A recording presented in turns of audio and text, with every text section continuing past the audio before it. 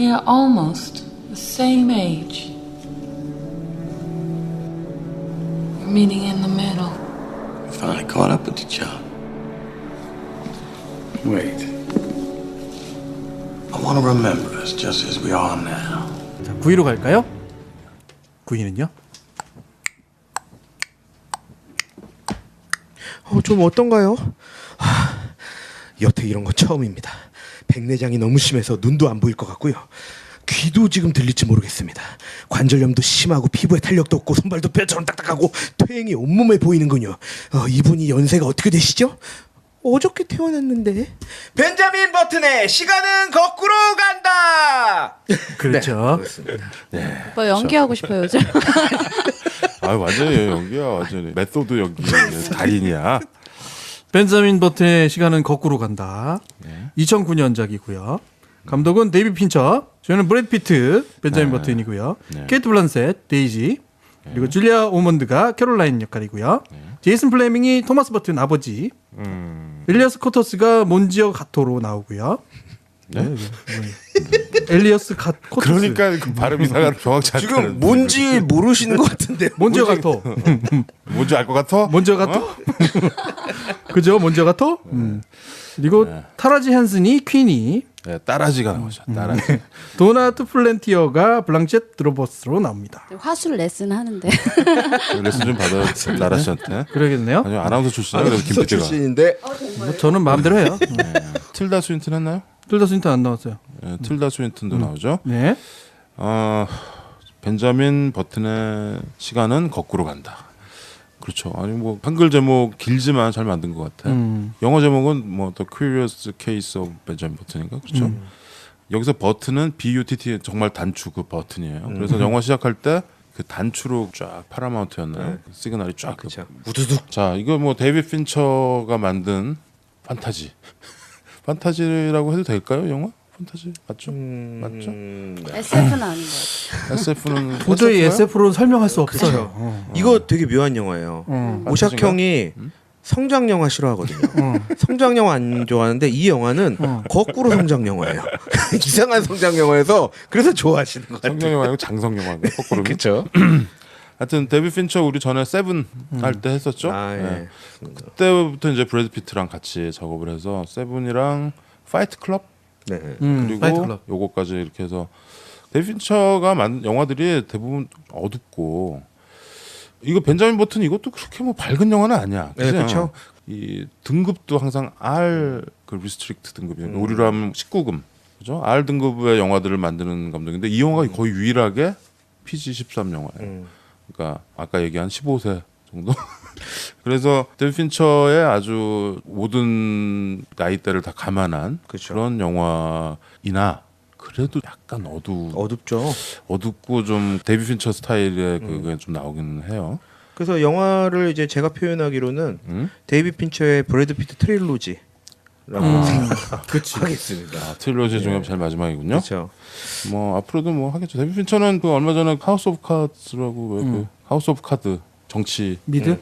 예, 미드 케빈 스페이시가 네, 맞습니다. 대통령으로 나쁜 놈으로 나오는 그 영화를 이제 미드로 해가지고 아주 또 주가를 쫙 날렸죠. 뭐 굉장히 영화 잘 만드는 감독이고 데이비드 핀처가 2008년도에 만든 이거 2008년이구나. 바로 얼마 전이라고 생각했는데. 오래됐어요 벌써. 그리고 전 더 오래된 영화인 줄 알았는데. 아, 네. 나라 씨의 시간은 거꾸로 가는 거. 네, 좀 동안이라. 어때 이때 개봉했을 때 봤어요, 나라 씨? 네네네. 극장에서 같이 본 남자는 생각나요? 절대 기억 안 나죠. 야, 좀 그럼. 예. 전 가끔 식당을 갔는데 누구랑 갔을지 그런 거 되게 많아요. 나라 씨 그 보호하고 싶은 마음이 있으니까 이런 질문에는 대답을 네. 안 해주셔도 괜찮아요. 됩니다. 나라 씨가 괜찮아요? 저를 아는 사람 별로 없어서. 아니 내가 알고 있는 그 여성 인자가 좀 없다니까 저는 남자 인자가. 왜? 어? 아니, 여자들은 그거 몇월 며칠 몇 시간까지 다. 그건요 여성인자랑 아니, 상관없어요. 상관없어. 그냥 제가 건망증이 심해요. 아니야. 그 사람마다 다른 거죠, 뭘. 아하 이게 아무튼. 근데요 네? 중요한 거는 정말 기억하고 싶은 사람과 공간은 기억을 해요. 그렇죠. 그게 중요한 거죠. 그렇죠. 그게 저 중요해요. 다음 주에 또 까먹는 거 아니야? 그냥 메멘토 아니야? 아무튼 예. 맞어. 기억이 안 나네.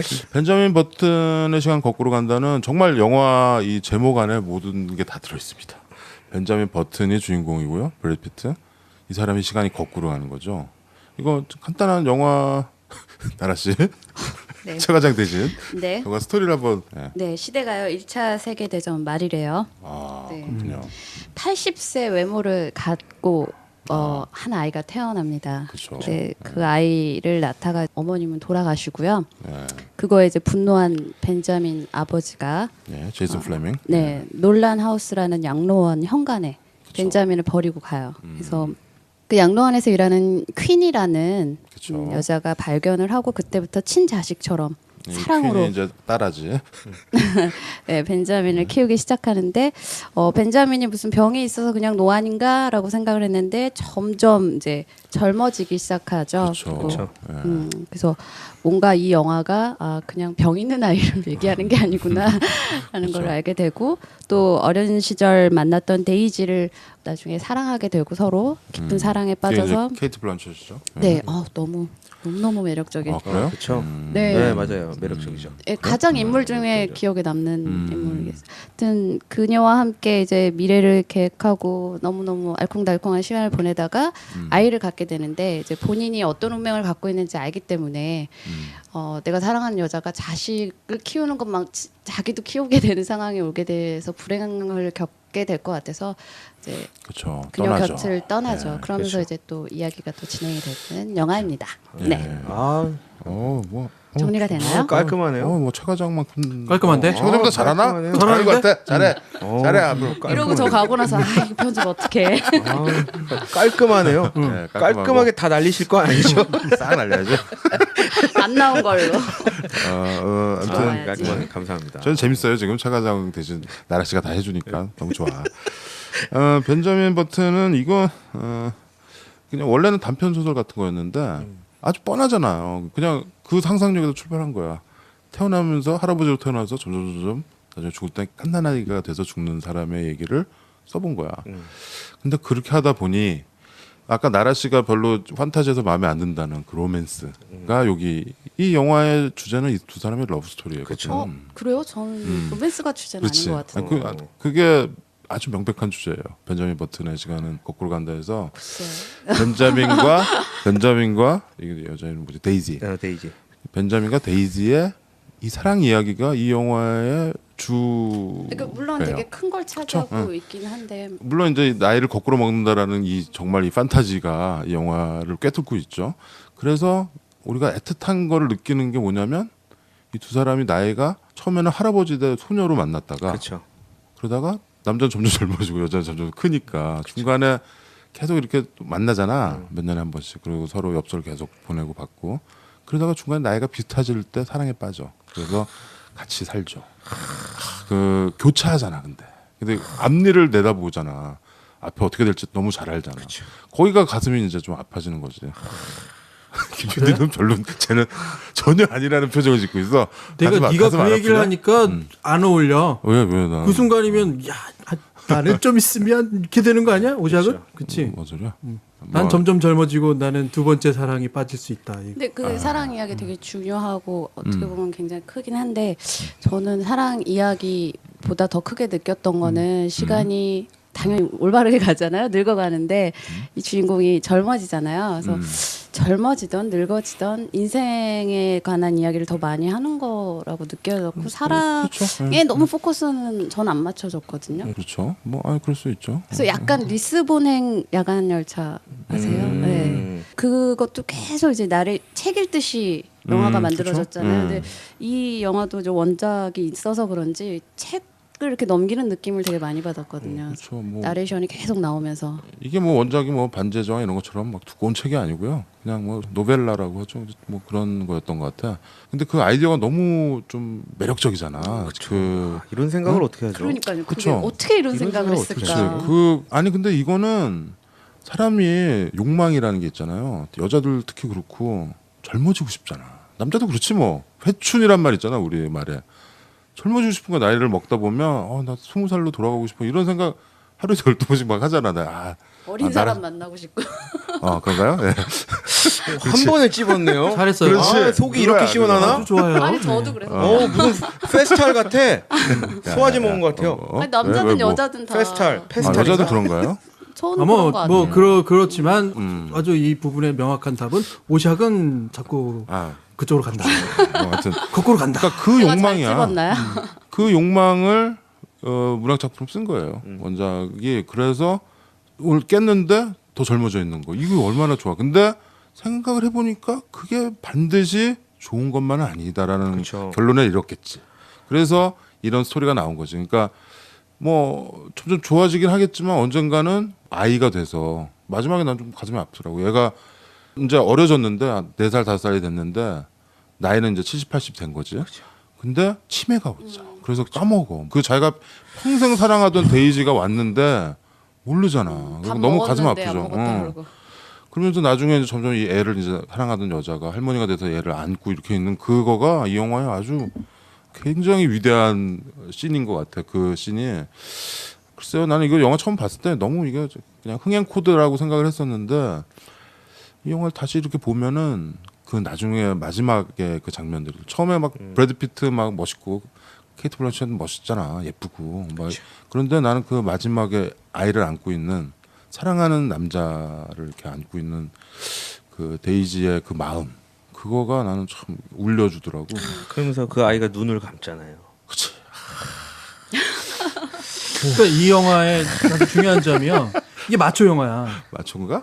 이게 왜? 마초예요. 그러니까 왜? 근데 동감할 것 같아요. 왜냐하면 이걸 물론 여성으로 취하면 이 정도 이펙트가 있는 스토리가 나올지 안 나올지는 잘 모르겠지만 남자에게 있어서 남성 판타지야. 중심이다? 이게 진짜 판타지예요. 지금 두 분이 캬 하는데 마초야 마초. 그 정도까지는 아니었는데라는 생각. 아니 그건 마초라기보다도 아니 그건 할아버지가 여자 깐나라니가 안고 있어도 똑같았다라고 똑같은 거지. 아니 근데 뭐 어떤 포인트를 얘기하고 싶은지는 뭐 어떤 알 부분이 것 마초라는 거야? 같아요.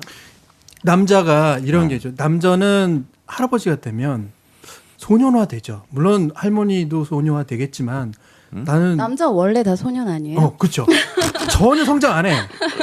처음부터 끝까지 어른이 된 적이 없어요. 남자는. 그러니까요. 그러니까 그 상황을 계속 진행해 나가면서 나는 말하자면 남자들이 그릴 수 있는 최상의 판타지가 나이 한 60, 70 됐을 때 세상을 아는데 내가 정말로 청년의 몸이 돼 있다면 얼마나 대단한 이게 축복이야 사실.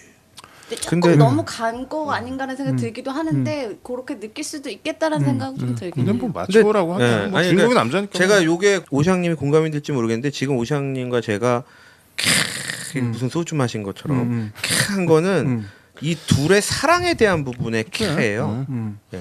마초적인 뭐 남성의 뭐 이런 게 아니고 그냥 단순히 그 둘의 안타까운 사랑에 대한 그 부분에 대한 표시를 우리가 다시 하는 거예요. 보자고.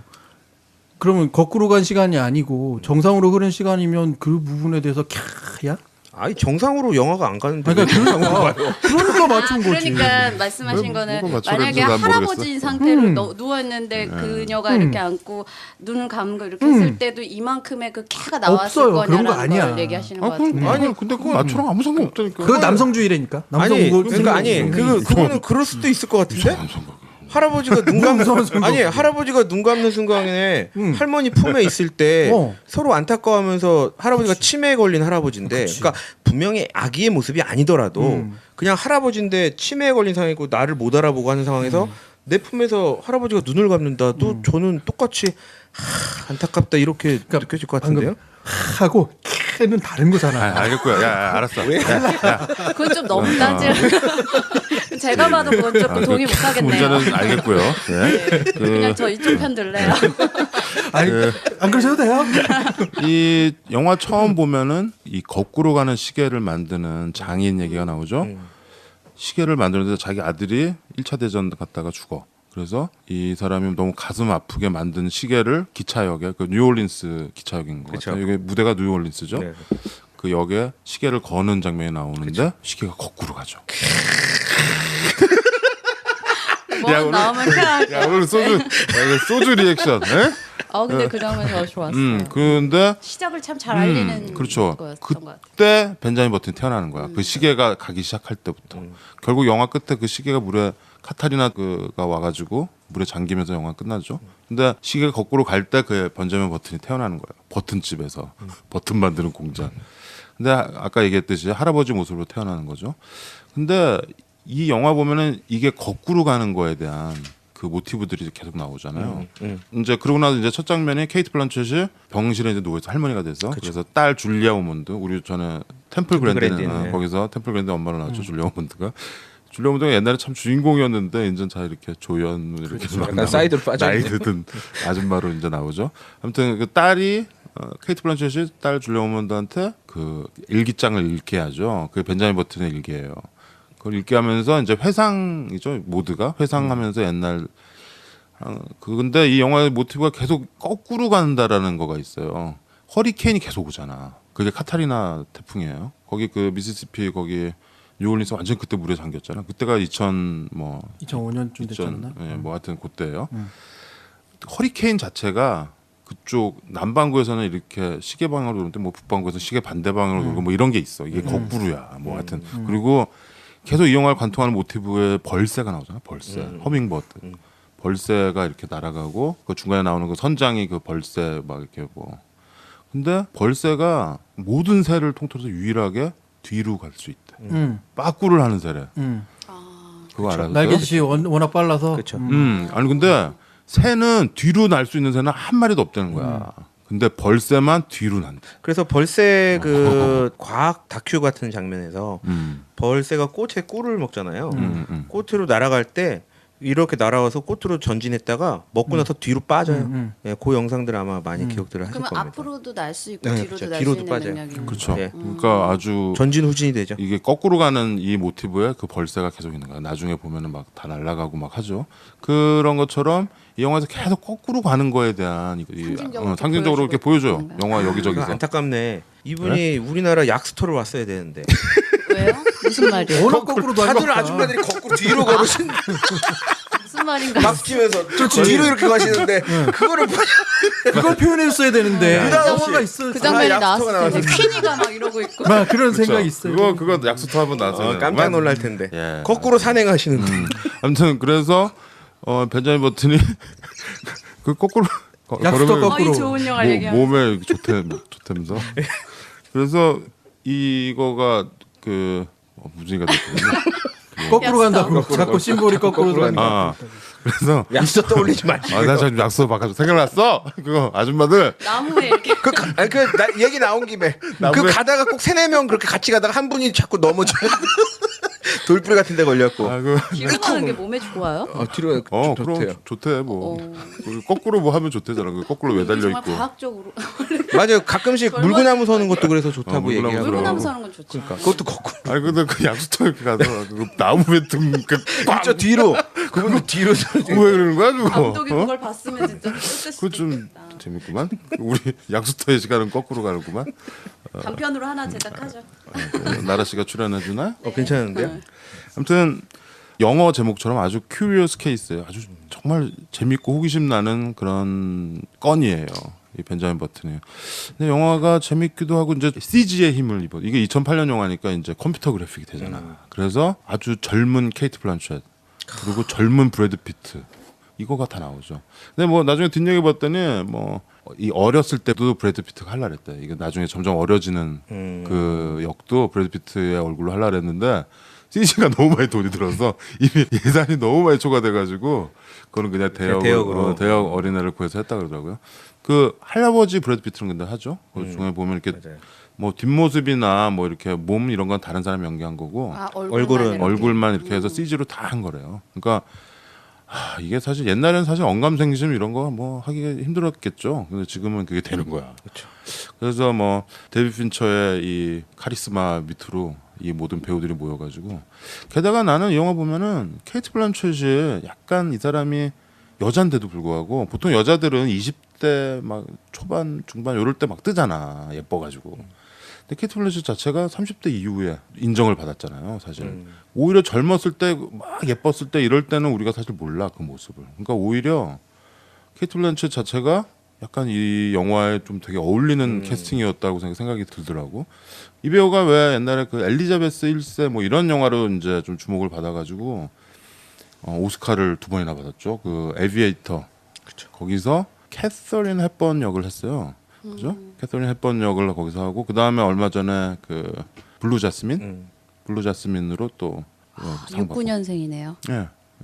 캐서린 젠타 존스랑 동갑인가 그래. 근데 우리가 그 젊었을 때는 좀 못 보고 오히려 나이 들었어요. 반지의 나왔을 때 그럴 때 이제 우리는 저 배우가 누구야 막 이렇게 했죠.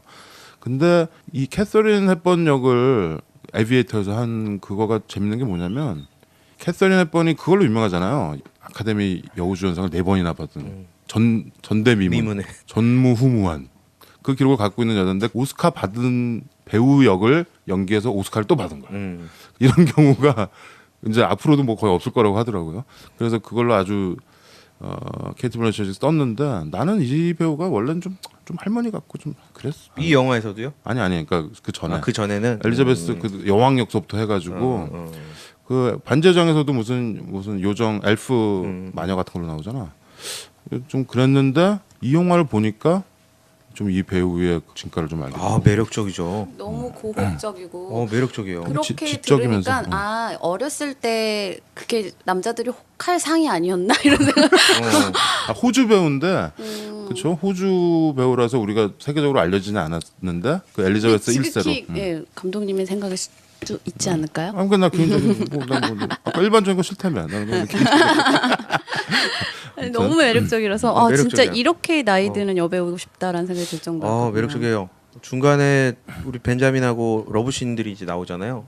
행복했던 순간들이 나오죠. 특히 근데 그 장면들을 정말 그 로맨스 영화의 법칙대로 너무 잘 그린 것 같아요. 식사할 때 이 여자에 빠져서 막 슬로우 되면서 말은 안 들리고 이렇게 쳐다보는 그런 게 관객들이 봤을 때 정말 혹하게 잘 만드는 거. 중간에 또 이 브래드 피트가 상의를 탈의하면서 이제 둘이 막 키스신 들어가고 막 엉키고 막 이런 저는 장면들이 그거보다 있는데 혼자 춤추면서 춤출 때 기가 막히잖아요. 계속 깨부리잖아요.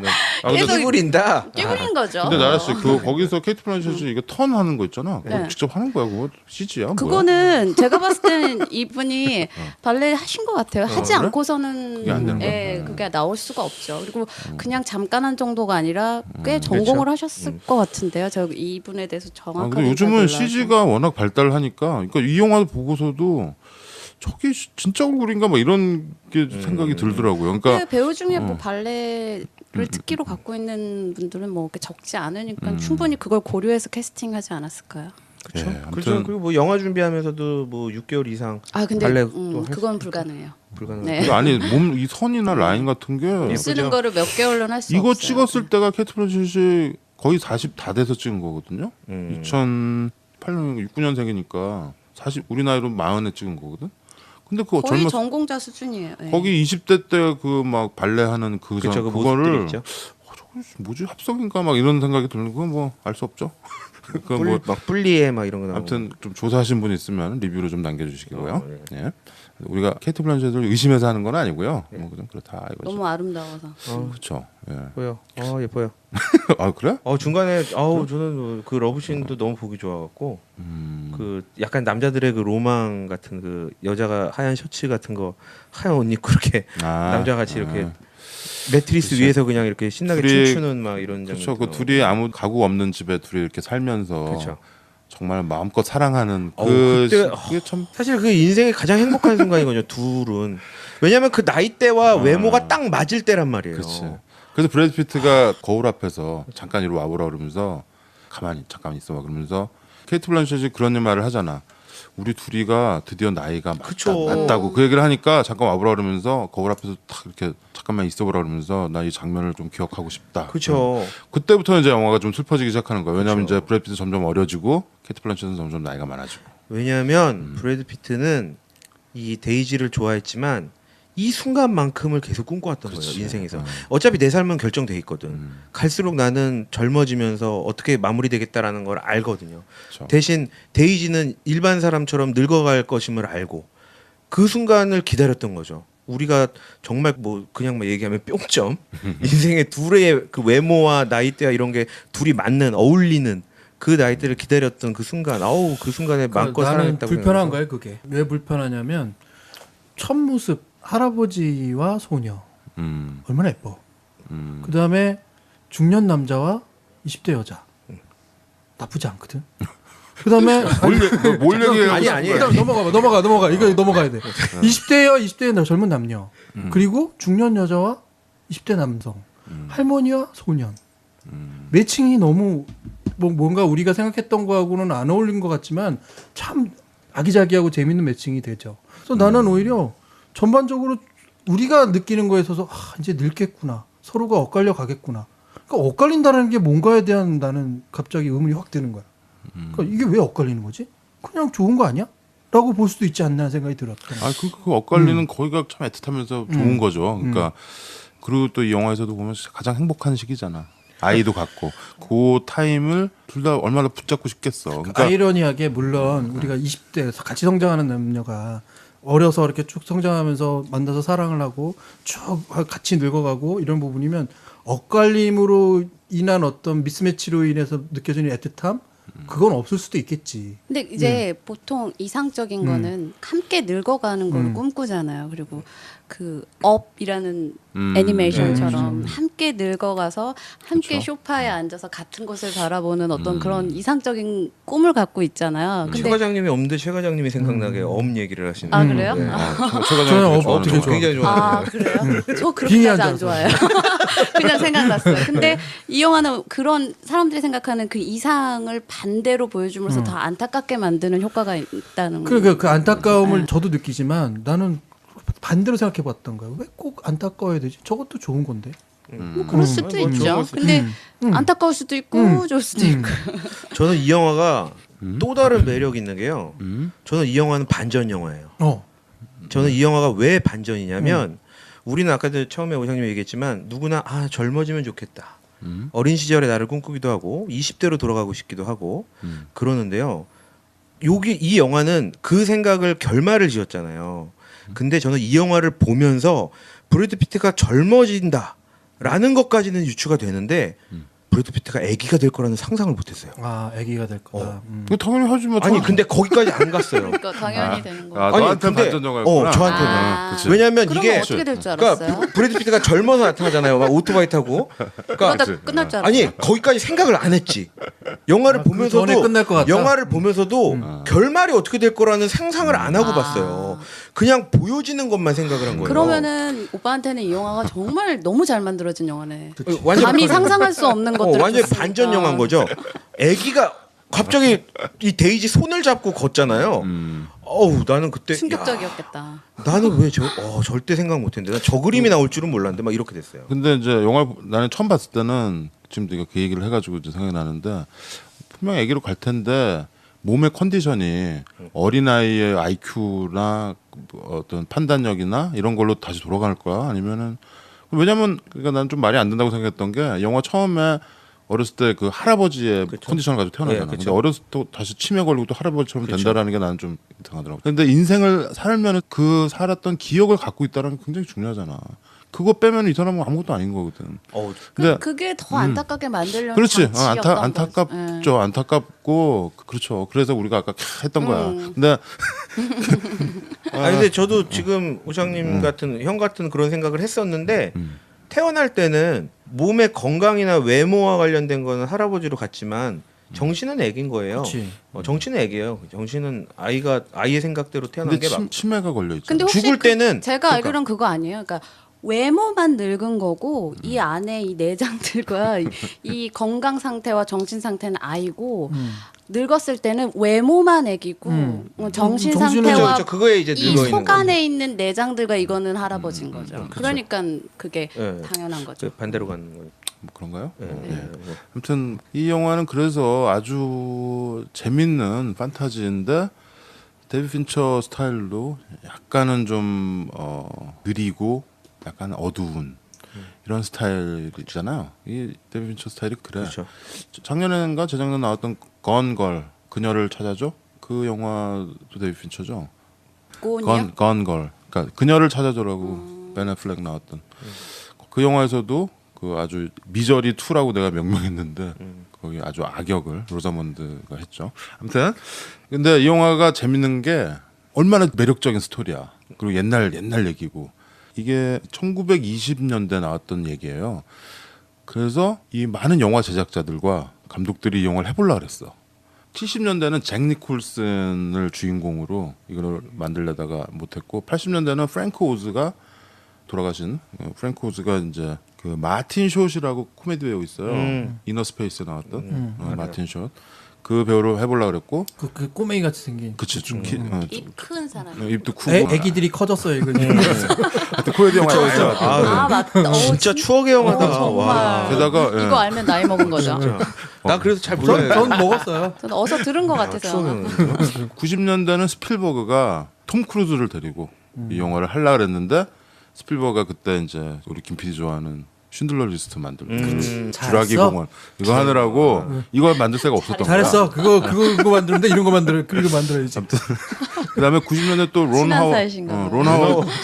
론 하워드가 존 트라볼타랑 그래요? 존 트라볼타를 데리고서 이제 이걸 하려고 했는데 들어보라고 했으면 진짜 이상했어. 다 뭐가 안 맞았던 거야. 그래서 영화가 안 나오다가 이제 2000년 돼서 데이비 핀처가 브래드 피트를 데리고 한 거죠. 근데 브래드 피트는 뭐 우리가 브래드 피트 나올 때마다 얘기하는데 인정할 수밖에 없는 것 같아. 이 사람의 어떤 브래드 피트는 지금 이 우리 시대를 대표하는 그렇죠.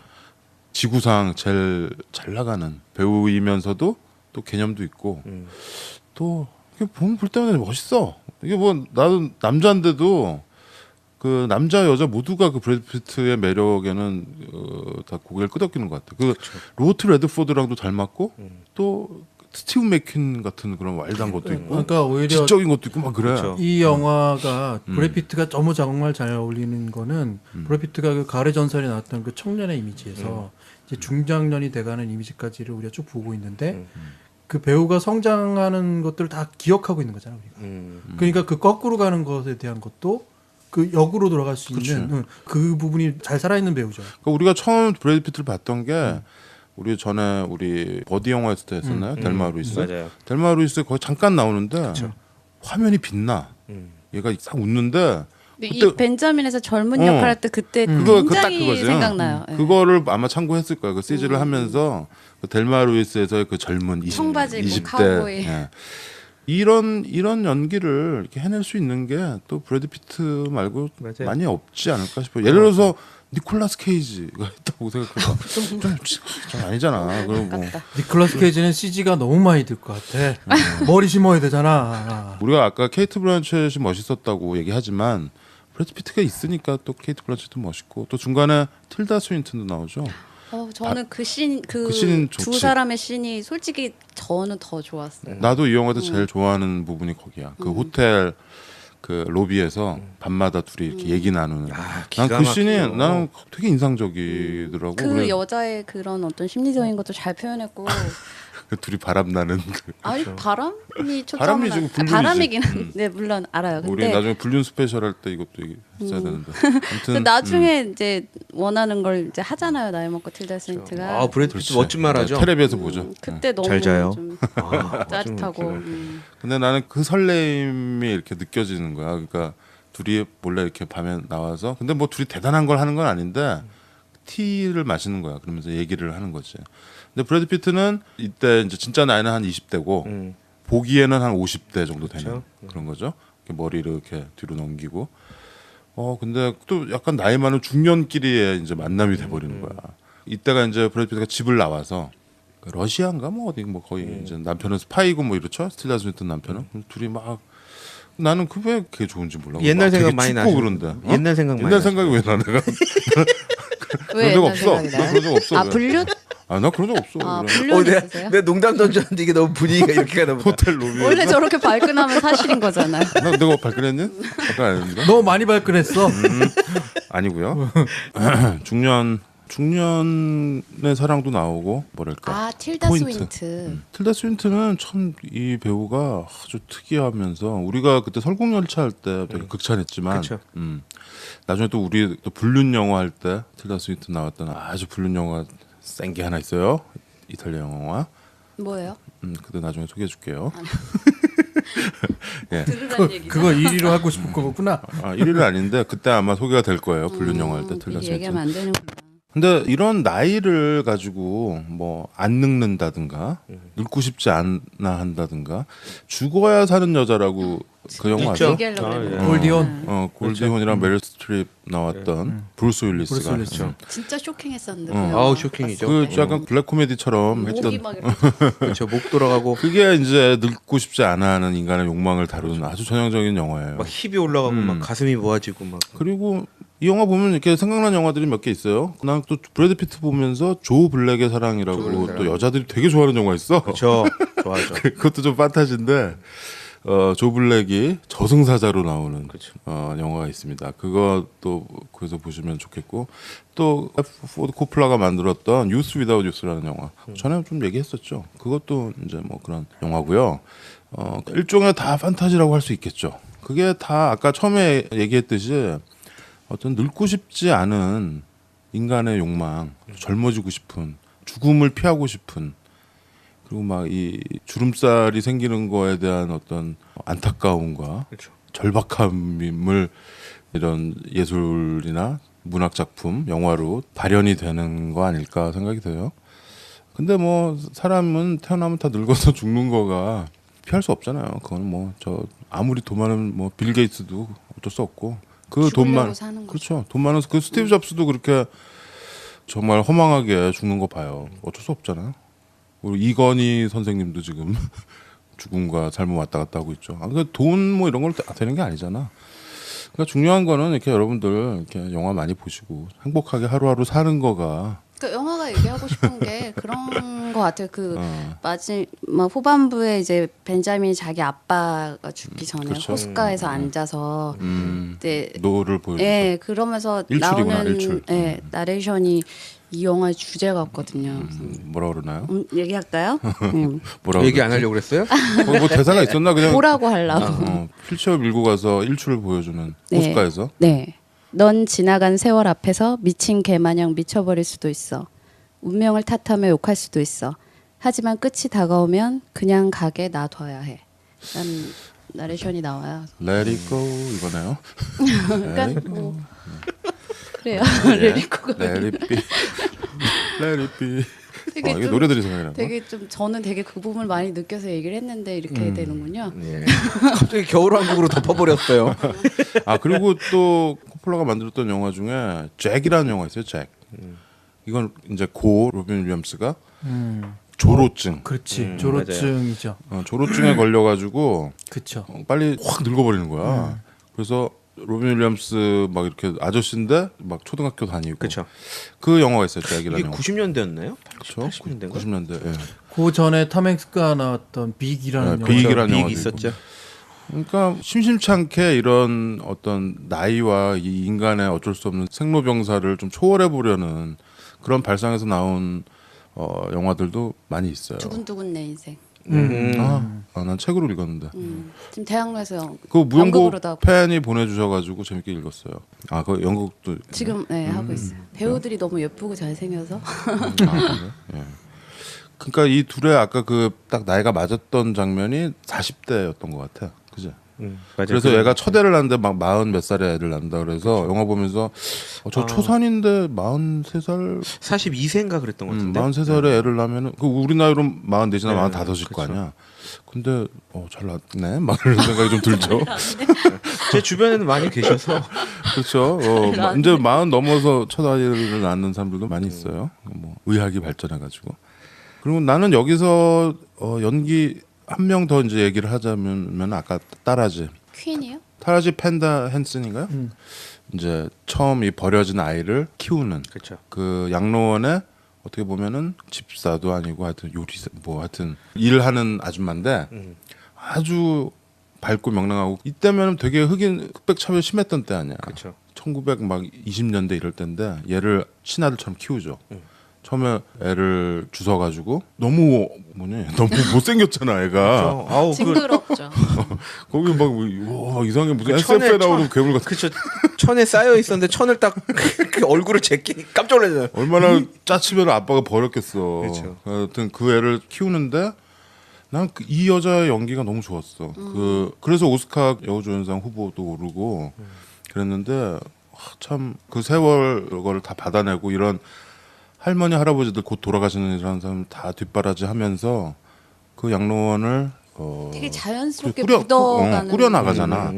그게 그 에너지가 너무 좋고 또 얘를 굉장히 잘 키우잖아 또 그 할아버지 애인데 처음에 못 걸으니까 그거 다 저기 해가지고 하고 막 항상 좋은 얘기로 애를 잘 키우고 그게 약간 환타지일 수도 있겠네요. 아니 근데 그거는 사실 어떤 인간성에 대한 문제이기 때문에 엄마로서의 사랑. 그러니까 얘가 나중에 이제 생모랑 생부를 알게 되잖아요. 버튼이. 그 자기 성을 그래서 찾죠. 버튼이라고. 단추 공장. 그렇지만 얘는 엄마한테는 엄마잖아요. 그쵸. 그 엄마에 대한 사랑이 있어요. 나중에 이제 그 막 러시아도 갔다 오고 탁 젊어져서 좀 돌아와서 엄마랑 탁 껴안는 그러면서 나는 그게 정말 친엄마 친아들보다도 더 애틋하더라고.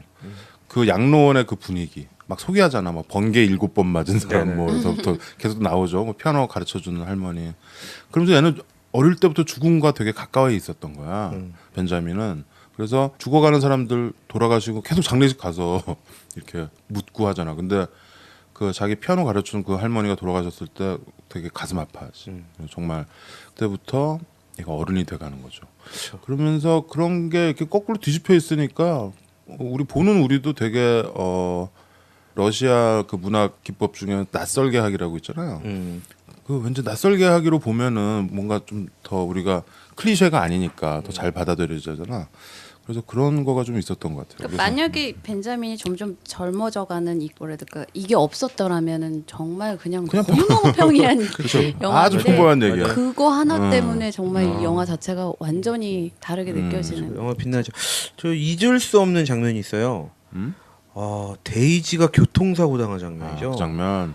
저는 왜 이 장면을 잊을 수 없냐면 그냥 이렇게 평범한 일상을 보여주는데 벤자민이 나레이션으로 얘기를 하는데요. 맞아. 그 나레이션에는 자기가 소망하는 게 담겨 있어요. 이러지 않았었더라면 시간을 거꾸로 돌리고 싶은 거지. 그치. 데이지가 교통사고로 인해서 그 무용수가 자리에 눕게 되는데 이 다리를 다쳐서 이 상황을 돌리고 싶은 거예요. 자기는 거꾸로 사는 일반 사람들과 다르게 거꾸로 사는 삶을 살면서 그쵸. 그 속에서 또 그 상황을 또 거꾸로 가고 싶은 거죠. 그러네요. 그래서 저는 그 장면을 너무 잊을 수가 없어요. 거기 되게 잘 찍었어요. 이거 마치 거기는 약간 장피에르 주네나 그쵸. 웨스 앤더슨 그쵸. 그 스타일로 막 이렇게 좀 재밌게 편집도 하고 그렇게 했죠. 맞아요. 근데 거기가 이제 데이지가 사고가 나서 발레리나의 꿈을 접는데 나중에 줄리아 오먼드한테 얘기하면서 딸이 그러잖아. 엄마가 댄서였어? 그러니까 딸한테도 얘기 안 했던 거야. 그쵸. 데이지의 인생도 참 사랑하는 남자를 그냥 보내버리고 자기 딸을 위해서 다른 사람과 결혼해서 살잖아. 저 사람 참 좋은 사람이라고 그러면서. 근데 엄마가 나 발레하고 그거 나서 심지어- 발레 가르치는 엄마가 발레 하는 줄 왜 몰랐을까? 그러네. 그렇구만. 아니 그렇게까지 그거였지. 유명한 사람 그쵸. 인정받는 발레리나 볼쇼이 막 얘기하고 하잖아요. 그 그러니까 정도까지는 몰랐다. 이런 사진을 처음 봤다고 얘기를 하죠. 네, 그 엄마의 그 이렇게까지 그치? 인정받는 건 그렇죠. 몰랐었다. 그래서 이 병실에서 계속 병실에 누워 있는 그 케이트 블란쳇 그 분장도 우리 아까 클라우드 아틀라스에서 얘기했던 것처럼 엄청난 분장이죠. 정말 파파 호호 할머니가 돼서 누워 있는데 이것도 막 분장 하루에 뭐 몇 시간씩 걸렸다. 근데 거기서 이렇게 회상하면서 이렇게 스폿들이 나오잖아. 뜨문뜨문. 근데 그게 다 11월 11일이다. 그거 알아? 그게 다 그 해에 11월 11일이야. 그래요? 1111. 빼빼로 데이네. 그러네? 그거 원데이랑 비슷하네요. 아 원데이. 그런 거 말랑말랑한 거 안 좋아한다는 그런 영화. 안 좋아해도 아니, 보죠 그래, 다. 보긴 보는 거죠. 봐야죠. 네, 그래서 계속 이제 시간이 회상하는 씬이 이제 현재로 다가오면서 결국에는 카타리나 허리케인이 뉴올리스를 덮치면서 영화는 끝납니다. 그래서 창고에 쌓여 있던 그 시계가 이제 그 시계가 디지털 시계로 바뀌는 것도 나와. 맞아요. 그래서 그 시계가 물에 잠기면서 이 할머니도 이제 돌아가시는 거죠. 그래서 그 시계가 디지털로 바뀔 때 이제 벤자민 버튼이 죽고 그 시계랑 운명을 같이 한 거지. 거꾸로 가는 시계와. 그렇죠. 그러면서 영화가 이제 끝나는데 이 영화도 생각보다 길어요. 길어요. 이게 근데 의외로, 긴다는 느낌 별로. 의외로 되게 못 몰입해서 받았어요. 보기 때문에 이게 아까 클라우드 아틀라스만큼 긴 영화예요. 거의 3시간. 그래요? 2시간 40분인가 뭐 이랬던 것 같은데. 정말 지루하지 않은 영화구나. 공연이면 인터미션이 필요한 영화네요. 그러네요. 인터미션도 없이 근데 우리는 되게 몰입해서 보게 돼요. 네. 그 정말 이 꽃 청춘이 되는 브래드 피트를 이렇게 보면서 난 아직도 극장에서 그 탄성을 기억해. 여자들이 하는 그 탄성들이 그래요? 그 아저씨 원빈 이렇게 할 때 뭐 그런 것처럼 그 탄성이 너무 자연스럽고 묘한 그 기대감을 불러일으켜. 그렇죠. 얼굴이 뽀얀 그러니까 늦게 나왔기 때문에 언젠간 젊어질 거야라는 기대감이 있는. 아, 나는 그래서 이 벤자민 버튼을 극장에서 보면서 좀 무섭더라고. 이게 CG의 한계가 도대체 어디까지냐. 그 왜 트론 우리 저번 주에 트론 감독 얘기하면서 얘기했잖아요. 그 트론을 다시 하면서 그 제프 브리지스가 원래 트론 오리지널에 나왔었는데 그 젊은 거를 다시 CG로 만들었다니까.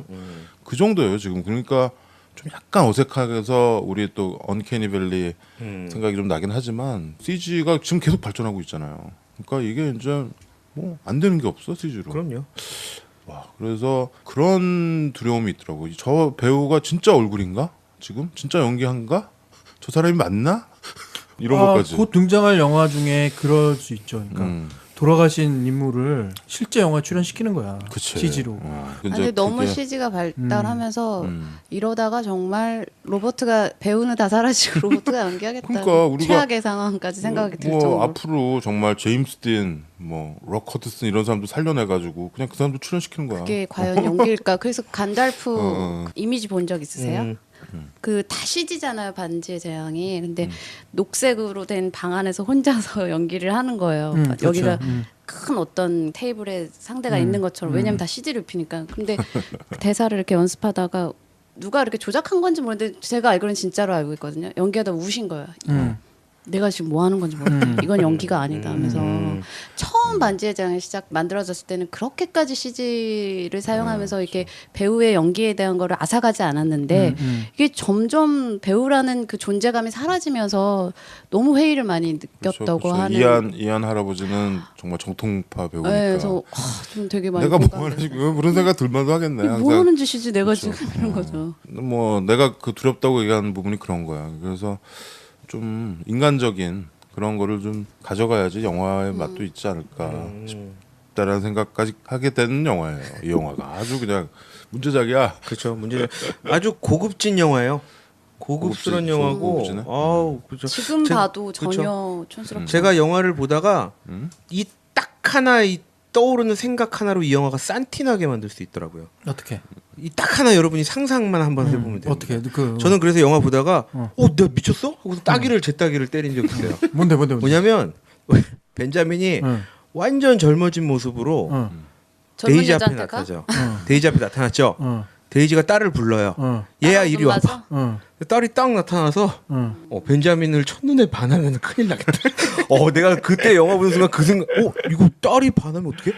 이 생각에 제가 깜짝 놀라갖고 괜찮은 스토리야. 야, 정신 차려 이러면서 그렇게 그러셨어요. 막 스토리잖아요. 이상하진 않은데요. 산티나진 않아요. 아, 산티나지 않아요? 그러니까 그거 그리고 갑자기 둘이 막 엉키고 이래도 산티 안 나요? 그렇지 뭐. 그게 아이러니고 그게 사람으로서 이 판타지인 그래, 거야. 알겠습니다. 생각하지 못하네. 나는 이 영화 말도 안 되는 얘기지. 어떻게 그럴 수가 있어? 아니 근데 너무 말도 안 산티나진 돼. 않아요. 그럴 수 있을 것 할 수 같아요. 있지 뭐. 뭐 다. 영화인데. 벤자민 버튼의 시간 거꾸로 간다에서 아까 얘기한 그 러시아의 그 호텔 쥐 막 나오고 그 호텔 그 씬과 라스트 씬이 참 좋았어요. 라스트 씬이 뭐냐면 캬 이거야. 그거는 이제 끝 부분이고 마지막 씬이 뭐냐면 나레이션으로 벤자민 버튼이 뭐 누군가는 뭐 동물원에서 뭐 누군가는 섹스피어를 누군가는 누군가는 예술가고. 그렇죠. 누군가는 번개 7번도 맞고 뭐 그런 얘기를 쭉 하면서 그냥 영화 끝나요. 그러니까 누군가는 시간을 거꾸로 살고 그 얘기까지 있는 거야 사실은. 근데 우리의 인생 하나하나가 다 그렇게 소중하고 좋다라는 말을 하고 싶었던 것 같아요. 데이비드 핀처가 그랬든 뭐 작가가 그랬든. 그래서 나는 그 라스트 씬이 그러면서 그 사람들 얼굴이 이렇게 나오잖아. 거기 보면 진짜로 실제로 존재했던 사람들이에요. 그러니까 번개 7번 맞은 사람 이런 사람 다 진짜 얘기야. 기네스북에도 있고. 그리고 또 중간에 뭐 피그미족인가 뭐 조그만 흑인 동물원에 원숭이랑 같이 서커스 같은 거 막 한 거야. 난 그래서 그 라스트 씬을 이렇게 보면서 결국 이게 특별한 어떤 정말 큐리어스 케이스를 다뤘지만 특별한 케이스를 다뤘지만 우리가 보고 있는 나도 다 특별한 케이스라는 얘기가 되겠구나 생각이 들더라고요. 그래서 난 그 라스트 씬이 점점 좋아지는 것 같아요. 영화 볼 때마다. 예, 저 점점 좋아져요. 맞아요, 저도 그래요. 저는 이 브래드 피트가 나레이션하는 거 자체가 저는 정말 잊을 수가 없어요. 왜냐하면 저는 브래드 피트가 이 나레이션하는 이 순간이 브래드 피트가 아기의 몸으로 치매에 걸려 있는 상황, 내 생각을 내 입 밖으로 못 내밀 때의 속 생각을 나레이션을 했다고 저는 생각이 들거든요. 그러니까 정작 이 데이지와 생활을 하면서 데이지한테 얼마나 많은 얘기를 해주고 싶었겠어요. 이 얘기를 못 하는 거죠. 못 하는 게 나레이션으로 나온다라고 생각이 들어서 저는 그 나레이션을 좀 잊을 수가 없더라고요. 영화 내내 그냥. 네. 뭐 너무 좋았습니다. 영화는. 저는 뭐 좋아하는 영화니까. 좋아하는 영화? 좋죠. 조금만 설명이 적었으면 좋았을 텐데라는 생각은 들긴 해요. 좀 친절하긴 하지. 예, 너무 이렇게 자 이거 먹어 쓰는 게 있어서 그러니까 나 같은 사람도 반전인데 이런 그렇죠. 친절함도 없으면 너무 설명해요. 이거 너무 많이 이거 했어요? 사람의 삶에 대한 뭐, 이야기하는 거좀 너무 헐리우드 많이 설명해요. 영화의 뭐 특징이라고 해야죠. 친절하게 모두가 볼 수 있게. 좀 영화적으로 좀 너무 대사로 보여주는 게 아니라 정말 말 그대로 거기 영화적으로 보여줄 수 보고 있는 느낄 수 것들을 있게. 충분히 할 수 있는 것들조차도 너무 그렇죠. 그런 거 그래서 항상 아닌가 뭐 좀 유럽 아쉬운 영화 게 보면 있잖아요. 너무 설명이 없고 그러니까 그 중간은 없긴 해요. 미국 영화는 너무 설명이 많고 좀 그 중간 좀 있었으면 좋겠는데 그래도 뭐 이건 뭐 이것도 아까 클라우드 아틀라스처럼 이건 돈 더 들였어. 뭐 이건 뭐 1억 5천인가 뭐 이렇게 들여가지고 그래요? 이게 돈을 만든- 더 들였어요? 이거 뭐 엄청나게 들여서 그러니까 안 들어간 티처럼 막 CG 티가 값이지 뭐, 안 CG 나게 값. 그냥 써버린 거지. 그렇죠. 그건 뭐 1초에 뭐 막 이렇게 하니까 그런데 뭐 이거는 돈 더 많이 벌었지. 더블 장사. 그렇죠. 워낙 히트했어. 그렇죠. 이거는 뭐 그러니까 그렇게 설명을 많이 하는 거야. 이 지구촌 누가 봐도 잘 알아도 먹을 수 있게. 그러니까 감독 입장에서 좀 더 뭐 예술적으로 만들고 싶겠지만 제작사 입장에서는 좀 더 많은 사람이 보게 하기 위해서. 그래서 뭐 시간도 줄이고 보면은 영화가 그렇게 간단하게 나오는 게 아니라는 거죠. 그래서 워쇼스키 걔네들이 독립 영화로 만드는 거야. 간섭 안 받으려고. 지 맘대로 하려고. 벤자민 버튼은 노인으로 태어나서 아기가 돼서 죽지만 그 뭐라고 살았는지 도대체 사람들 가슴을 그렇게 쥐어짜게 만드는 그런 영화였다 볼 수 있겠습니다. 네. 벤자민 버튼.